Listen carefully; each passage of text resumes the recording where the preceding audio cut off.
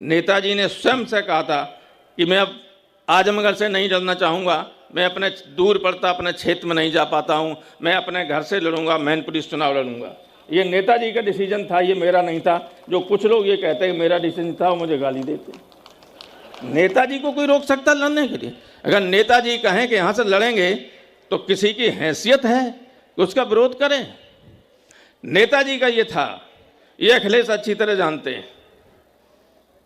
मेरा कभी नहीं था। मेरी सहमति अवश्य थी कि आजमगढ़ से दूर जाना पड़ता। क्षेत्र में कभी कभी लोग कहते हैं कि हमारे क्षेत्र में आई नहीं। और यहाँ ये था कि ऐसा क्षेत्र है, जब ये बन रहा था, परिसीमन आयोग जब था उसका मैं एसोसिएट मेंबर था, तो मैंने पहले जसवंत नगर को कन्नौज में लगवा दिया।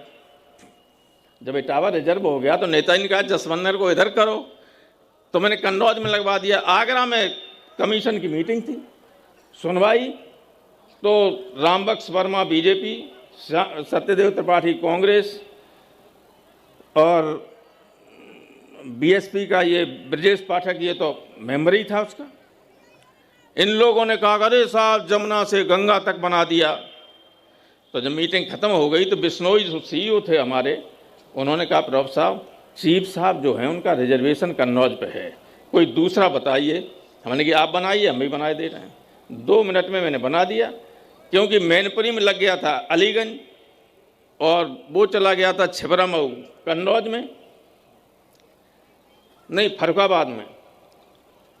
तो हमने ये किया कि जसवंत नगर मैनपुरी में, अलीगंज फर्रुखाबाद में, छिबरामऊ कन्नौज में, यूँ घुमा दिया।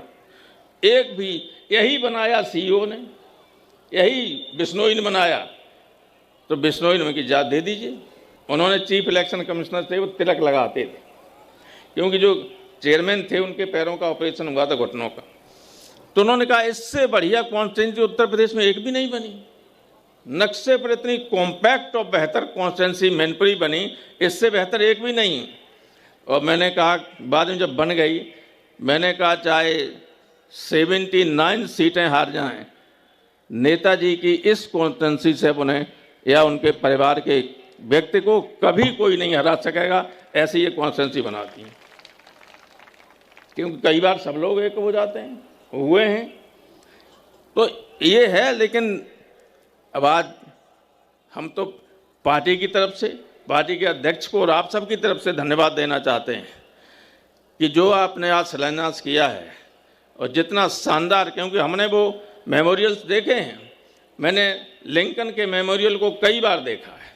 शाम के वक्त वहाँ ये भीड़ होती है प्रतिदिन, जहाँ फ़ोटो लेना खड़े होकर मुश्किल हो जाता है। जब तक फ़ोटो लेने हैं तब तक 10 और आगे से निकल रहे होते हैं। स्कूलों के बच्चे और जितने ब्लैक हैं वे तो सभी आते हैं। उनकी दास्ता को मुक्ति दिलाई थी उन्होंने, दास्ता से। तो उससे उसी तरह का है, आप नक्शा में देखा होगा, उससे थोड़ा और बेहतर है, बहुत बेहतर है, क्योंकि वहाँ इस तरह का कोई पार्क नहीं है। सामने एक मेमोरियल है अमेरिका का, वो दिखता है दूर, उस तरफ दूर जेफरसन मेमोरियल है। तो लेकिन बहुत बढ़िया है। अब ये ले जी ने बताया सर थोड़ा ऊंचा है, बढ़िया है।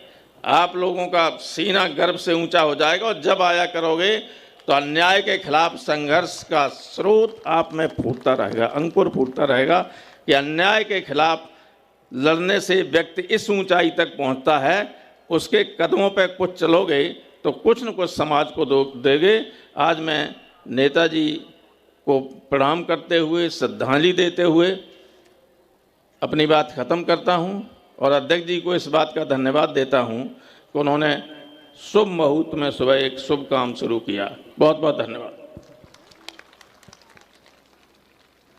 यकीनन